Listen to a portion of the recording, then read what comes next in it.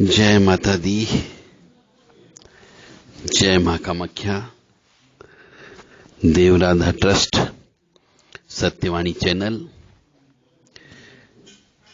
Cream कालिकाय नमः, क्रीम कालिकाय नमः, क्रीम कालिकाय नमः, क्रीम कालिकाय नमः। काली काली महाकाली, काली के पापनाशिनी, खड़ग हस्ते मुंड हस्ते, काली काली नमस्तुते।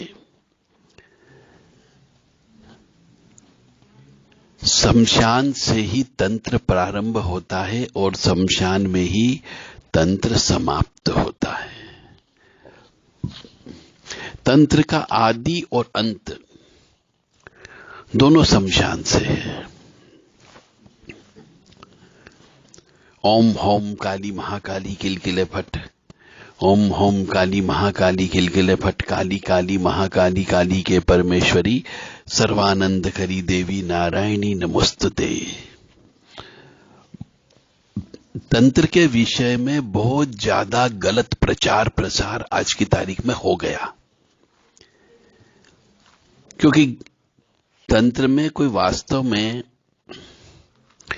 बिना साधना किए हुए व्यक्ति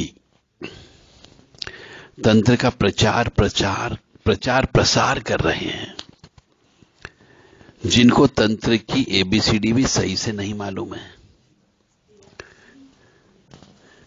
अपने गुरु से दो चार उल्टे सीधे काम करने की सिद्धि क्या ले ली उनने कि अपने आप को बहुत बड़ा तांत्रिक मानने लगे हैं और तंत्र के बारे में उल्टा सीधा ज्ञान फैलते जा रहे हैं।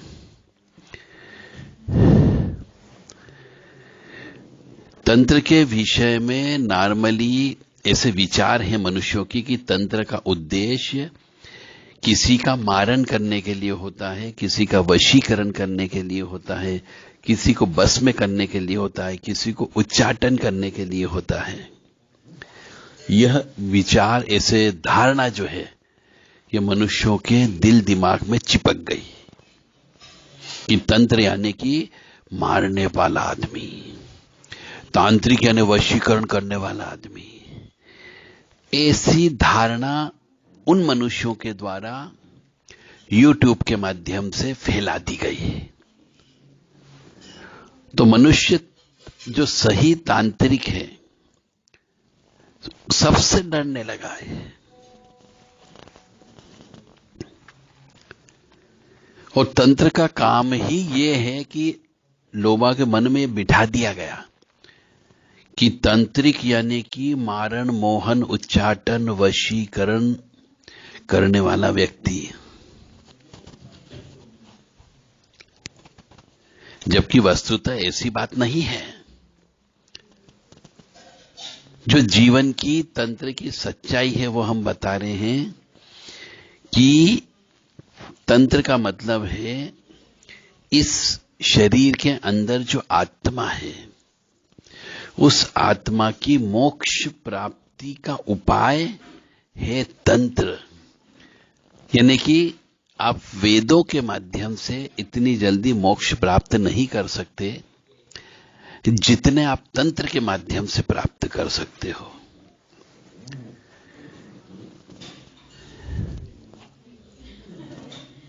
मतलब इस मनुष्य को आत्मा निकलने के बाद में ब्रह्म से साक्षात्कार होना, करवाना, इस तंत्र का कार्य है। बेसिकली तंत्र का काम यह नहीं है कि किसी का भी मारण कर दे, किसी को वशीकरण कर दे, किसी को उच्चाटन कर दे, किसी का आपस में झगड़ा करा दे, विद्वेषण करा दे। ये काम नहीं है। परंतु आजकल तांत्रिक लोग यही काम करने लगे हैं।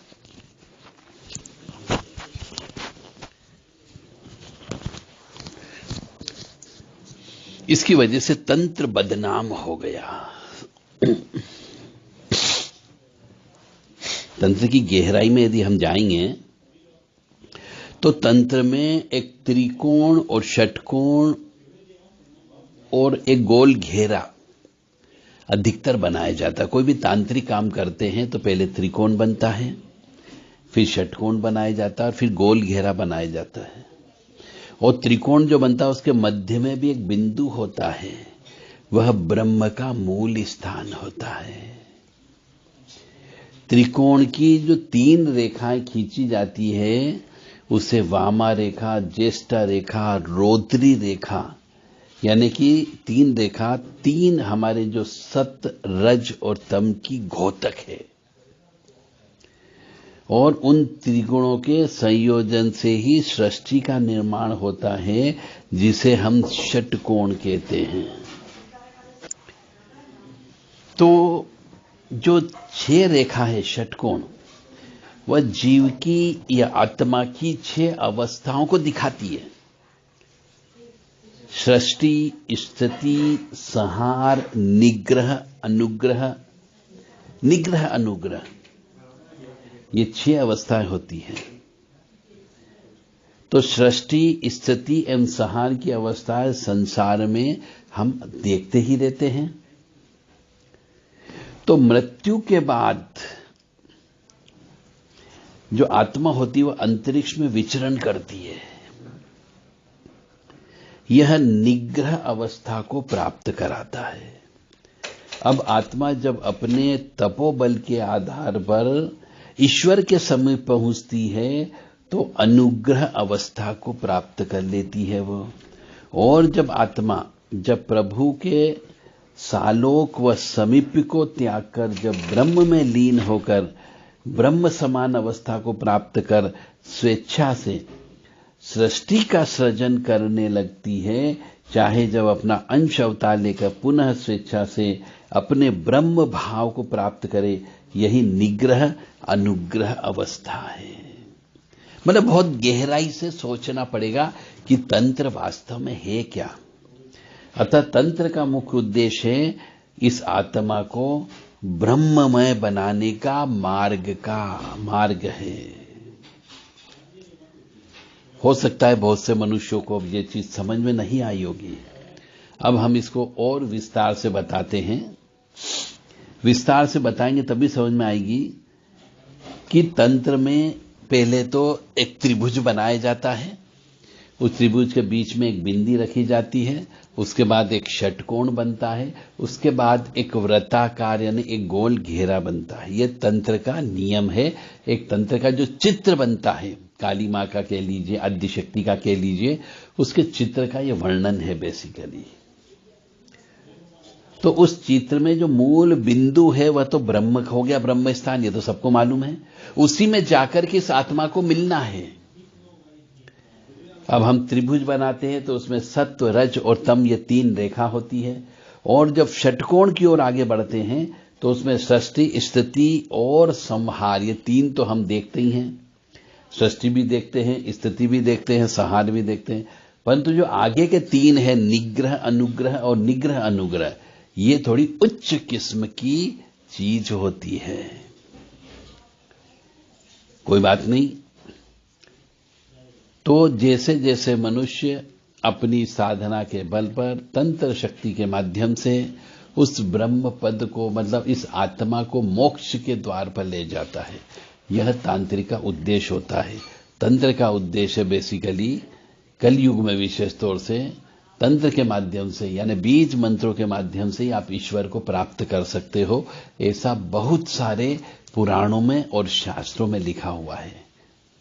आप मानना या नहीं मानना आपके ऊपर डिपेंड करता है। यानी कि मैं तांत्रिक नहीं बना रहा हूं आपको अपनी इस आत्मा की उन्नति के लिए तंत्रात्मक मंत्रों का जप करना है। तंत्र के माध्यम से ही शक्तियों को प्रसन्न करना कि आप उनके शरणागत जा सके और उनमें समाहित हो सके। यह तंत्र का काम है।